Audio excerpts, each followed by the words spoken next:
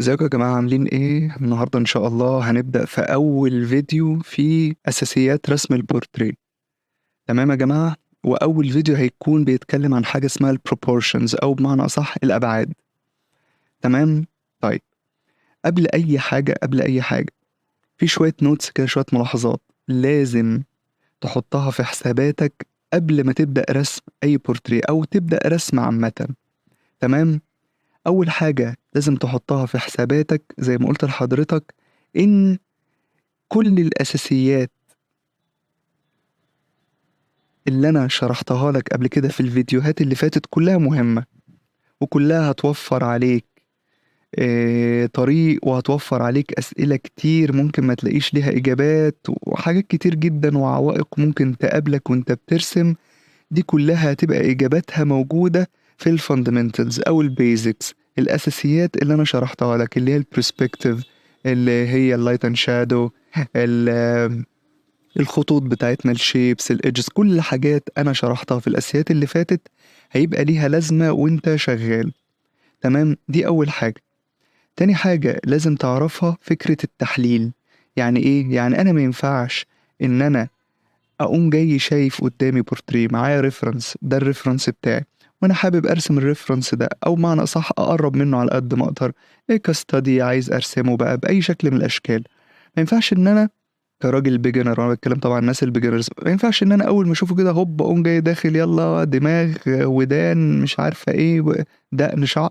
ما ينفعش ان انا ادخل كده، مع انها ممكن تبقى كويسه، بس كراجل بيجنر انت لازم تفهم انت بتعمل ايه. انت لازم تفهم حضرتك بتعمل ايه.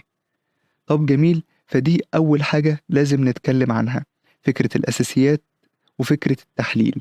طيب، ايه تالت حاجه؟ تالت حاجة يا جماعة، اسأل. يعني ايه اسأل؟ يعني لازم تسأل الأسئلة الصح عشان تلاقي الإجابات الصح.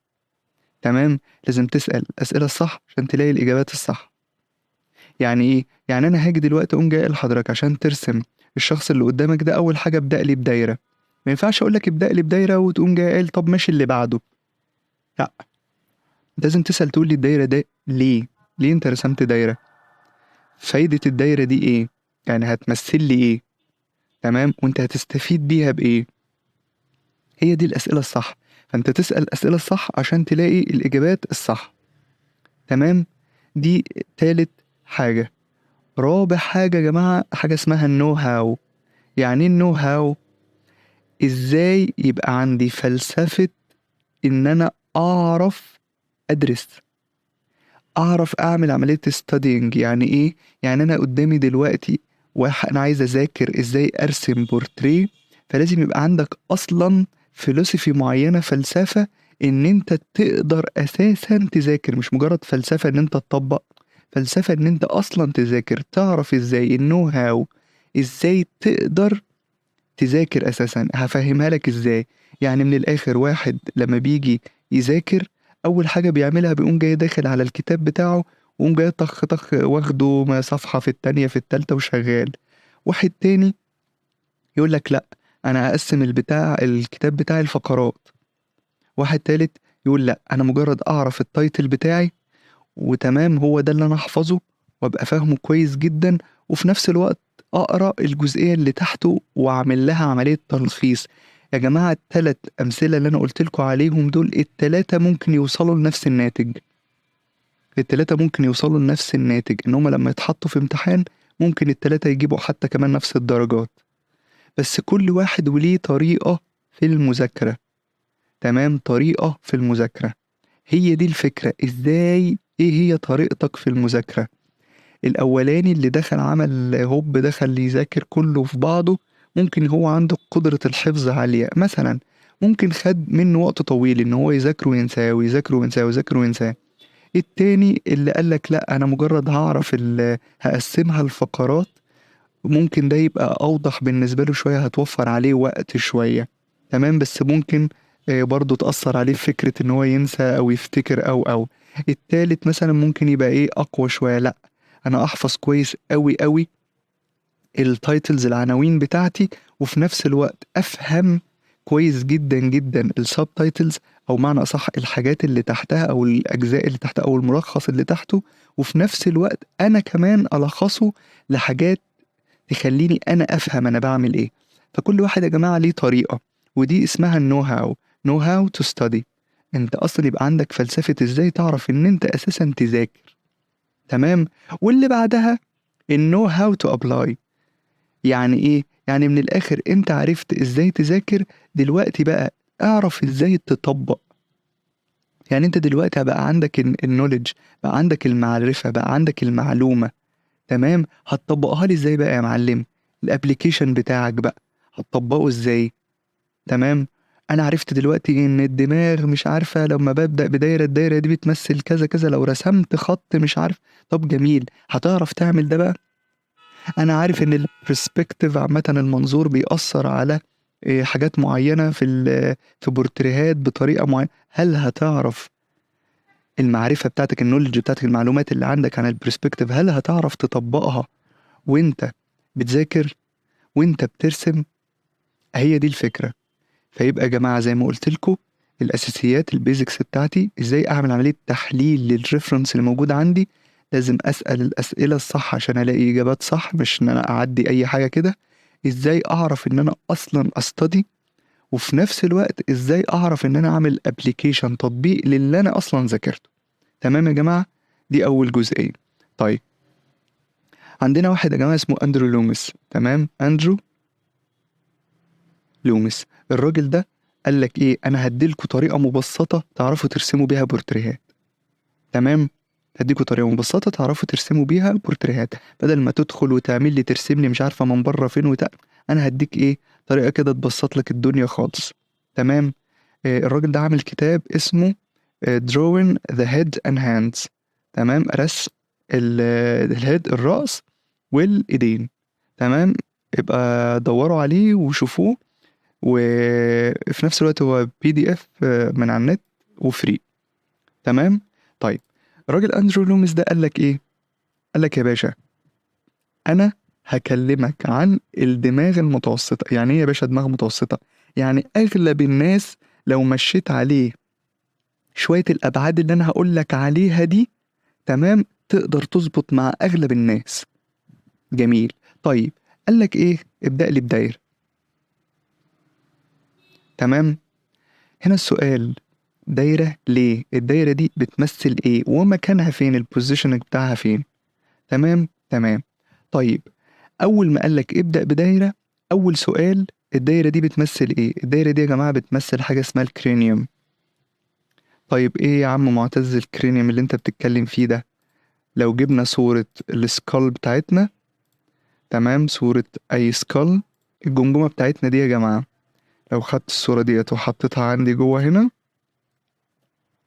جميل، وبدأت اشرح عليها شكل الكرينيوم بتاعي، هتلاقي ان الكرينيوم بتاعتي، تمام، هي دي يا جماعة الدايرة دي. الدايرة اللي أنا برسمها دي، الدايرة اللي حضراتكم شايفينها دي، هي دي إيه يا جماعة؟ الإيه؟ الكرينيوم. طب الكرينيوم ده اللي هي إيه؟ الكرينيوم ده الجزء اللي بيحتوي على المخ. تمام. الجزء من السكال، جزء من الجمجمة اللي بيحتوي على المخ. تمام يا جماعة. فأنا لو جيت أنقل نفس الدايرة ديت ورسمتها حطيتها عند الشخص الجميل ده، تمام، هتبقى هي دي الدايرة بتاعتنا يعتبر. تمام يا جماعة، دي الدايرة بتاعتنا أو الكرينيوم بتاعتنا. ممكن نصغرها شوية عشان تناسب الايه؟ الشكل بتاعنا.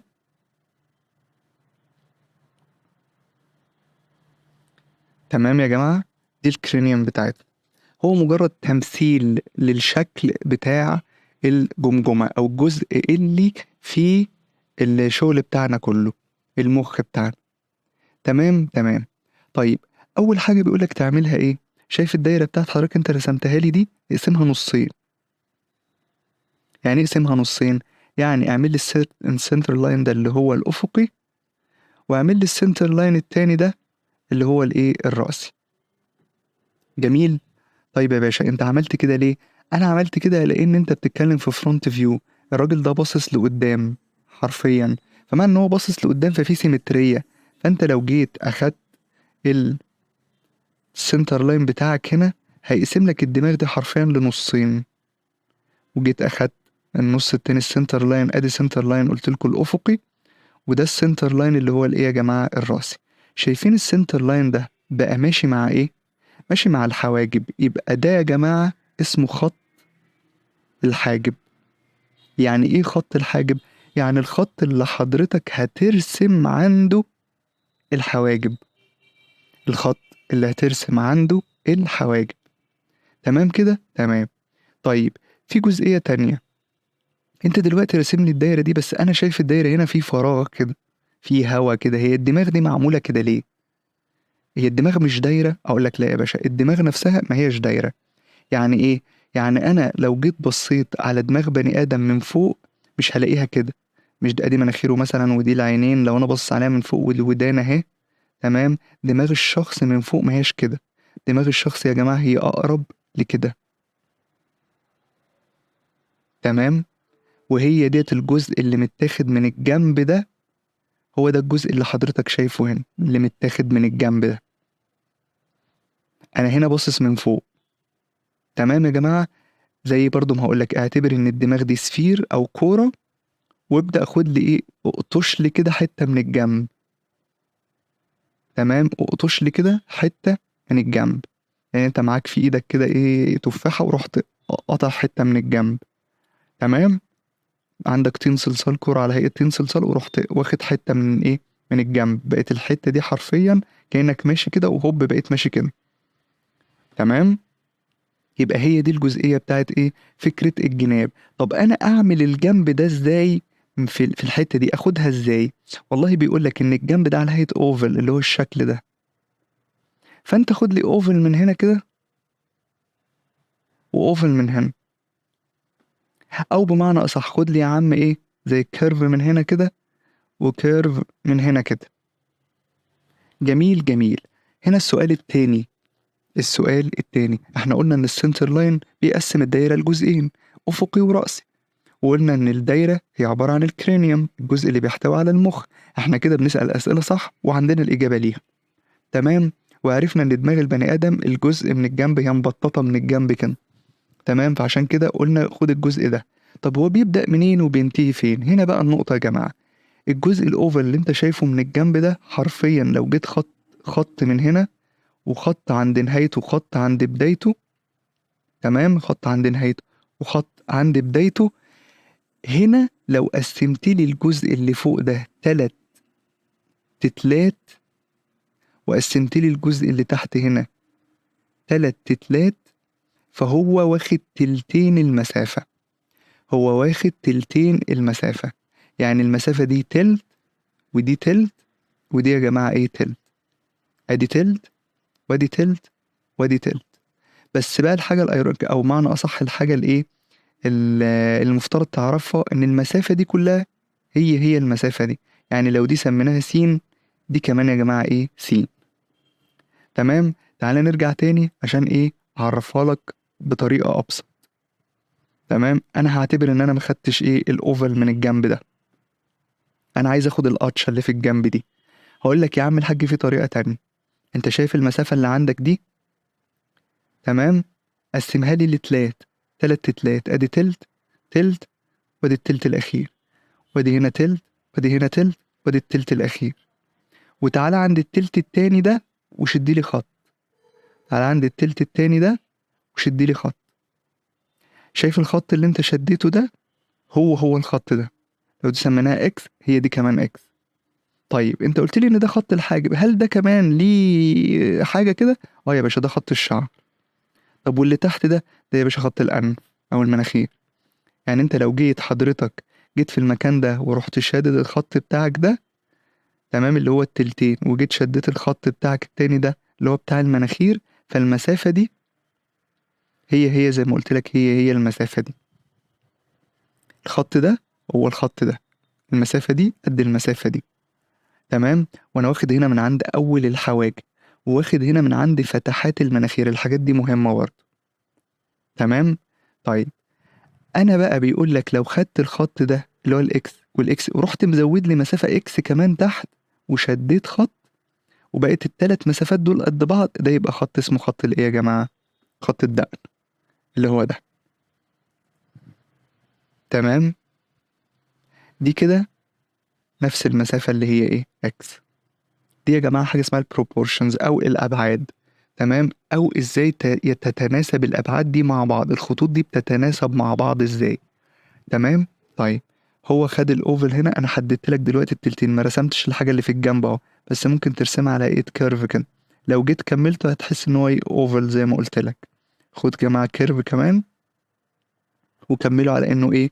الاوفل بتاعك، الجزئية اللي انت قطشتها من الجنب زي ما بيقولوا. تمام يا جماعة.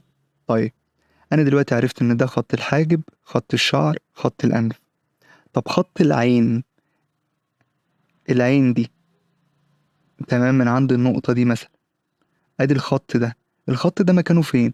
والله بيقول لك بتيجي من عند فوق، من عند الدايرة خالص، الدماغ من فوق لحد الدقن تحت. ولو قسمت لي دي مسافة واي قد واي، يعني قسمتها نصين، هتلاقي عند حضرتك ده خط العين. لو خدت المسافة بتاعتك دي من عند الدماغ من فوق لحد الدقن ورحت قاسمها نصين وشادد الخط ده، هتلاقي ده المكان اللي عنده الايه؟ العين. عايز تيجي عند خط الحاجب ويا دوب تنزل شوية وترسم الخط بتاع العين، مفيش مشكلة. تمام. طيب أنا دلوقتي هشيل كل الكلام ده وأعملها تاني بالراحة بحيث تبقى أوضح شوية عشان الناس تبقى شايفة، عشان الناس تبقى شايفة. ادي السنتر لاين بتاعي، أفقي ورأسي.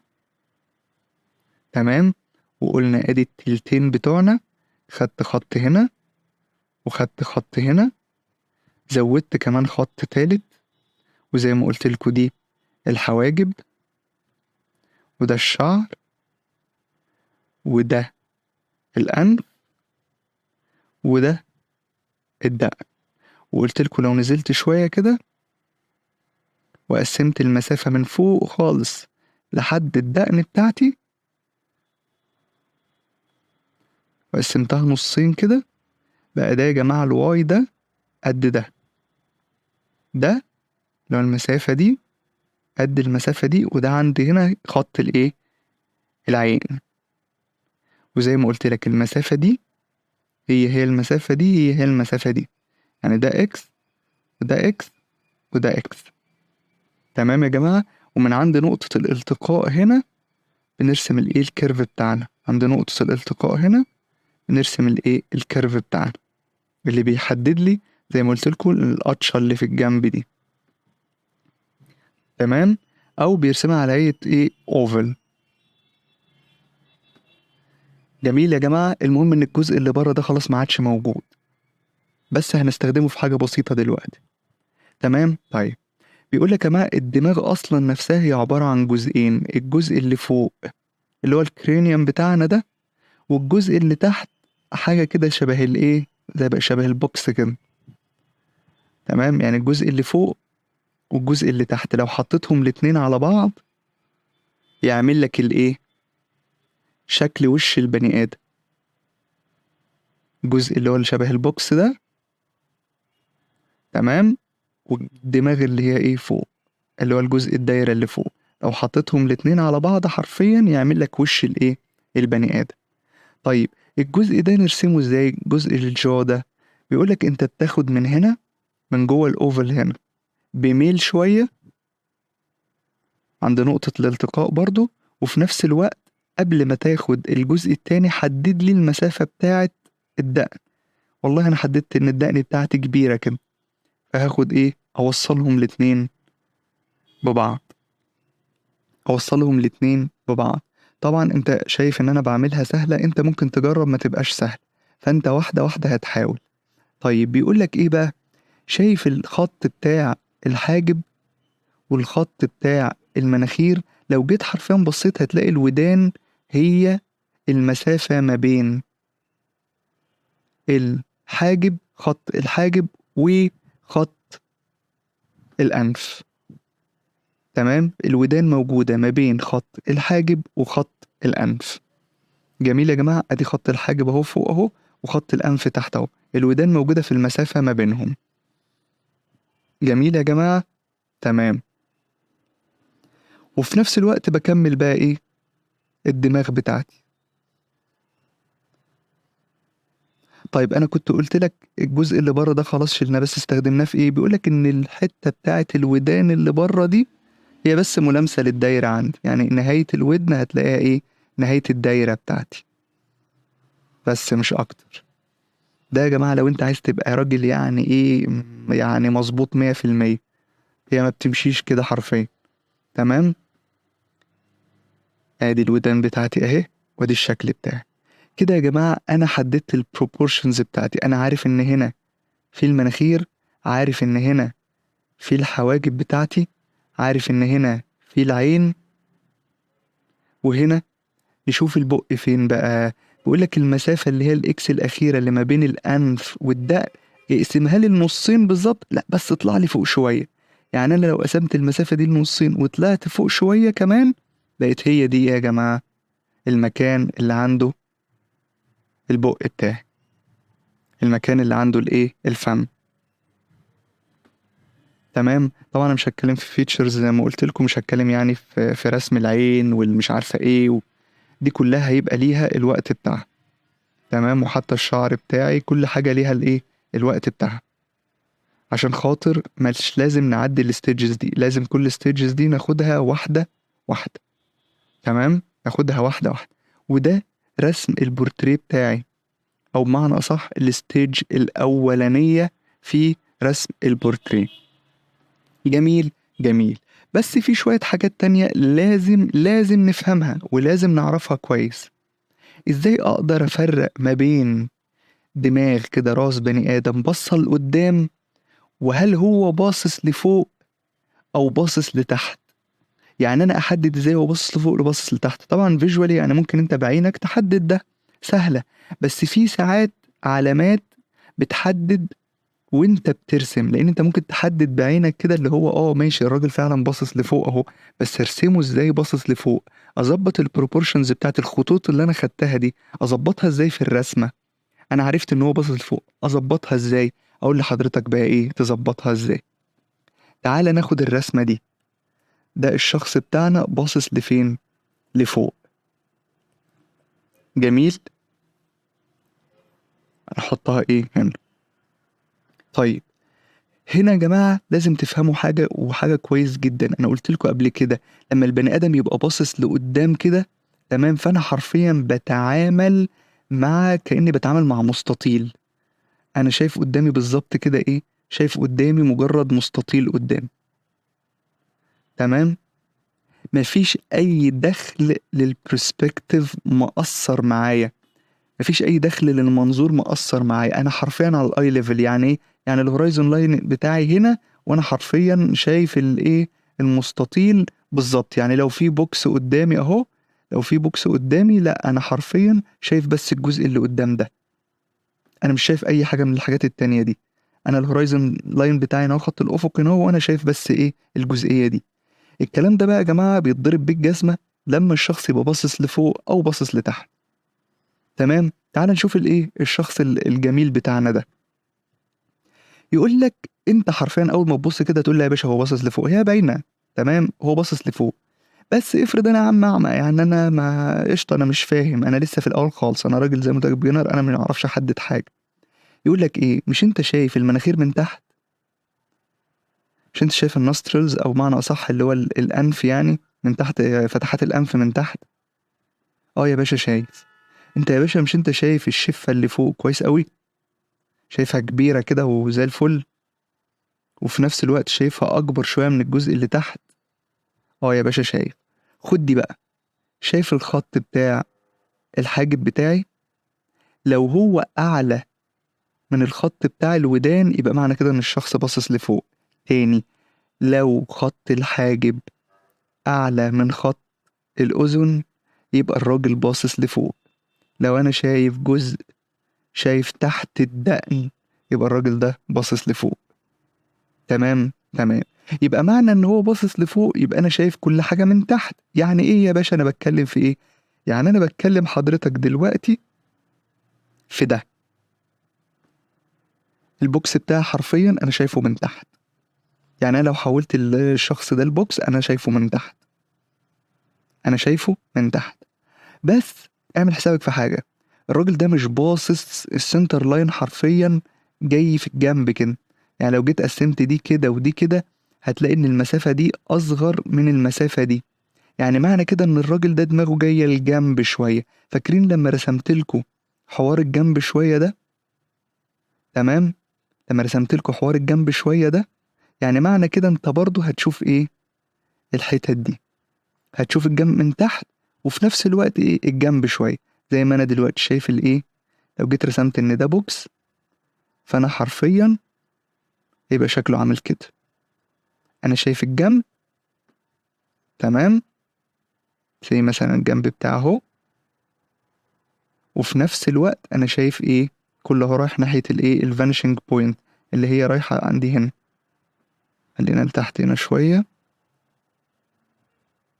تمام. زي مثلا انا شايف الجزء اللي تحت اهو. تمام يا جماعة، كل دول رايحين على الفانيشنج بوينت. ادي البوكس يا جماعة ايه بتاعي. الرسمة دي اللي انت شايفها هي ده البوكس بتاعي. تمام. يبقى انا كده بتكلم في تلت، يعني الراجل دماغه جاية الجنب شوية وميلها شوية للجنب، وفي نفس الوقت باصص لفوق. حلو قوي يا جماعة. طيب هل بينطبق عليه نفس البروبورشنز اللي انا اتكلمت عليها على الشخص ده؟ يعني ايه؟ هنا يا جماعة بيحصل حاجة اسمها foreshortening. يعني ايه؟ يعني في نفس الوقت لما شرحت لكم ان الحاجات كلها الخطوط بتروح لنقطة التقاء بيسموها الفانيشنج بوينت، النقطة اللي بيختفي عندها كل حاجة. تمام. يعني انا لو عندي قضيب قطر هنا، قلت لكم لو فضل ماشي ماشي ماشي ماشي، فانت حرفيا لو انت واقف هنا فانت شايفهم بيتلاقوا في نقطة. ليه؟ لان بيقول لك كل ما الحاجة بعدت عن الفيور كل ما صغرت. يعني ايه؟ يعني انا لو عندي كتاب، حرفيا انا باصص الكتاب حاطط قدام عيني. ادي الهورايزون لاين، انا حاطط الكتاب قدام عيني، شايله كده ماسكه في ايدي وحاطه قدام عيني. انا حرفيا مش شايف غير البلين اللي قدام، المسطح اللي قدام. ادي عنوان الكتاب وادي مش عارفه ايه وبتاع. انما لو حطيته على ترابيزه وجيت كده بصيت عليه، هبص الاقي الكتاب بتاعي بدأ الحواف بتاعته، الجناب بتاعته تبقى تاخد الشكل ده. ليه؟ لانه هو حرفيا راح على الفانيشنج بوينت. فانا لو حطيته على ترابيزه، حرفيا الترابيزه هيبقى شكلها عامل كده. لما اجي ارسم ترابيزه هيبقى شكلها عامل كده، وادي الكتاب عليها وكله رايح لايه؟ لفانيشنج بوينت. ليه؟ لان زي ما قلت لك كل ما بتبعد كل ما بتروح الفانيشنج بوينت كل ما الحاجه تصغر. يبقى انا دلوقتي لما اجي اتكلم في البرسبكتيف هنا، وجيت قلت لحضرتك هنا حط لي الخط بتاع الحواجب والخط بتاع اسمها دي الودان، فانت حرفيا انا كنت قايل لك الودان ما بين اصلا خط الحاجب مثلا وخط الانف. لا، شوف الودان دلوقتي تحت الانف، وفي نفس الوقت الراجل دوت مرجع دماغه لورا، فحرفيا شايف المسافة هنا عاملة ازاي؟ المسافة عمالة تصغر كل ما انت بترجع لورا. زي ما قلت لك اهو البوكس بتاعه، كل ما المسافة ما بترجع لورا كل ما الخطوط عمالة تقرب لبعضها اكتر. ففكرة بقى التلات تتلات اللي انت متعود عليها ما عادتش موجودة اساسا. هي كبيرة هنا فاصغر فاصغر. تمام. فتحط الكلام ده في حسبانك وانت بترسم. جميل. طيب الحاجة التالتة، ناخد شكل واحد وهو باصص لفين؟ باصص لتحت. مثلا البورتريه اللي قدامنا ده، ادي الشخص اهو، ونشوف نعمل له عملية ايه؟ اناليسز، ونشوف الراجل ده باصص لتحت. طب باصص لتحت انا عرفت منين؟ انا فيجوالي قلت لك انا بعيني كده انا شايف ان هو ايه؟ باصص لتحت. تمام. بس تعالى نحدد. والله لو جيت رسمت لي خط الحاجب هنا ولقيت الطب الجزء اللي فوق من الودان فوقيه، يبقى معنى كده الراجل ده باصص لفين؟ لتحت من الاخر. تمام. طب في حاجات تانية ممكن تدليلي على الموضوع ده؟ والله هتبص تلاقي ادي الحواجب وادي كمان الايه بتاعة المناخير. طبعا هو اصلا زي ما تقولوا كده ايه الاساس بتاعه ان الجزء ده اصلا عنده كبير، فممكن فكرة ان البرسبكتيف ما يبقاش واضح قوي، لان زي مثلا دلوقتي انا كنت باصص لتحت اهو، فجأة ده هيتعكس، هيبقى بالمنظر ده. انا شايف البلان حرفيا منين؟ من فوق. تمام، انا شايف البلين بتاعتي، البلين بتاعتي من فوق. تمام. طيب يبقى معنى كده ان انا شايف الجزء بتاعي من فوق، فمعنى كده ان الجزء بتاعي اللي فوق ده كبير وعمال يصغر يصغر، فالدنيا عمالة تصغر تصغر كل ما انزل تحت. تمام، هو عمال البلين ده عمال يكبر يكبر، وفي نفس الوقت الخطوط دي عمالة تصغر كده. يعني انا لو عامل الدماغ بتاعتي كده وحبيت ارسم، انا لو عملت الخط بتاع الحاجب هنا وعملت الخط بتاع الودان هنا، فحرفيا انا مخلي الودان بتاعتي فوق والحواجب بتاعتي باينه انها تحت. انا الحواجب بتاعتي اهي، العين قريبه منها خالص، وفي نفس الوقت يا جماعه ايه، الدنيا عماله تصغر تصغر وتقرب لبعض، والدماغ عماله تكبر من فوق. تمام، والمناخير هي عماله تقرب من البق بتاعي. كده الراجل باصص لفين يا جماعه؟ باصص لتحت. دنيا كبيرة هنا وعمالة تصغر تصغر طول ما انت ايه، ما انت نازل. يبقى معنى كده ان انا لما اجي ارسم شخصية زي دي، لما اجي ارسمها، طبعا هناخد امثلة تانية كتير بعدين. تمام، وقلت لكم ادي السنتر لاين وادي السنتر لاين، فانت تقدر تعتمد ان هنا بقى ايه، تبص تلاقي الحواجب نزلت لتحت شوية، خط الحاجب ما بقاش قوي السنتر لاين، لا بقى تحت هنا، وانا عندي الاوفل هنا والاوفل هنا. بس هنا بقى ايه، هتقوم جاي راجع لورا شويه، عامل خطين كده تحدد بيهم ان لا، الودان بتاعتك يا باشا بتبدا من هنا، الودان بتاعتي هتبدا من فوق هنا، وهنا هيبدا الحاجب بتاعي تحته. تمام، فانت حرفيا دلوقتي حددت ان الودان بتاعتك اهو، اهو. انا بتكلم دلوقتي يا جماعه في بوكس، انا بص عليه من فوق، فالجزء اللي فوق ده كله انا شايفه. عرفت منين؟ ان الودان اعلى من خط الحاجب، وفي نفس الوقت انا شايف المناخير هنا من فوق، انا مش شايف اي فتحات للمناخير، شايف الشفة الكبيرة هنا اكبر من الشفة الايه اللي فوق، الشفة اللي تحت هنا قصدي اكبر من الشفة اللي فوق، وحرفيا انا مش شايف تحت الدقن خالص. فده كله بيأكد لي ان البوز اللي قدامي ده، تمام، هو بوز الراجل باصص لفين يا جماعة؟ باصص لتحت. آخر نقطة معانا خالص، في ناس بتحب لما تيجي ترسم، رسمت الدايرة، يقولك مثلا ايه، انا هرسم الحاجب بتاعي، فانا هرسمه هنا خط الحاجب واعمل كده واعمل كده، ويبدأ يرسم هنا ويعمل كده ويعمل كده، بيحاول ياخد خطوط يظبط نفسه. في واحد تاني يقولك لا، انا ليه ارسم خطوط؟ انا اوريدي عارف ان دي دايرة، فلما اجي ارسم كيرف، ارسم تاني تحت ارسم كيرف. طب الكيرف ده عمل لك ايه؟ عمل لك هنا حدد لك مكان الحواجب انها تبدأ هنا اهي. تمام، وفي نفس الوقت قال لك يا عم الحاج، ما الودان فوق اهي، انا اصلا الدنيا واخده كيرف لتحت، كيرف لتحت. تمام، واعمل حسابك في حاجه، لو هرسم الشخص باصص لفوق يبقى الكيرف هيتغير لفوق. يعني لو هنا الحواجب بتاعتي، فالودان بتاعتي حرفيا هتبقى تحت هنا. زي ما بالظبط لو هرسمها خطوط، هرسم الخط بتاعي فوق هنا، وهرسم الايه، الودان بتاعتي تحت هنا، ودي الحواجب. تمام يا جماعة، فانت ترسمها بكيرف، ترسمها بخطوط، المهم تبقى عارف كويس العلاقة ما بين الخط بتاع الحاجب والخط بتاع الدقن بتاعي. ودي هتبقى أول جزئية يا جماعة بنتكلم عنها في فكرة رسم البورتريه من قدام، أو فكرة البروبورشنز. تمام، الفيديو الجاي إن شاء الله هنبدأ نتعمق أكتر، لسه هتكلم عن البروفايل فيو. تمام، اللي هو الوش اللي باصص من الجنب. تمام، وفي نفس الوقت الوش بتاع 3 كوارتر فيو اللي انتوا شايفينه قدامكم ده، اللي هو الوش اللي واخد 3 ارباع ده. تمام، فإن شاء الله أشوفكم في الفيديو الجاي.